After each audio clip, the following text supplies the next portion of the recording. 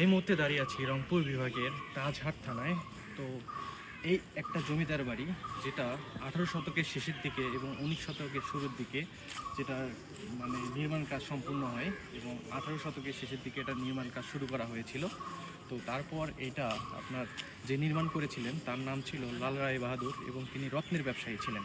তো রত্ন ব্যবসায়ীর ক্ষেত্রে তার হচ্ছে এই জায়গাটার নাম হয় তাজহাট। তো তাজ আমরা অনেকেই জানি এটা রত্ন।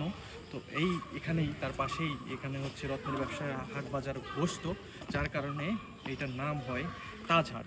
তো তারপরে এইটা আপনার 19 শতকের শেষের দিকে এটা হাইকোর্ট হিসেবে ব্যবহার করা হয়েছে, বাংলাদেশের হাইকোর্ট হিসেবে এটা ব্যবহার করা হয়েছে। এবং এখন বর্তমান এবং 2005 সাল থেকে, তো এইটা আমরা জানি 2005 সাল থেকে, এবং এটা প্রত্নতত্ত্ব বিভাগ এটা হচ্ছে বাংলাদেশ জাদুঘর হিসেবে এটা ঘোষিত করে, এবং বাংলাদেশ জাদুঘরের প্রত্নতত্ত্ব বিভাগ আন্ডারে এটা চলে যায়, যার ফলে আমরা এখানে ঢুকতে পারছি এখন।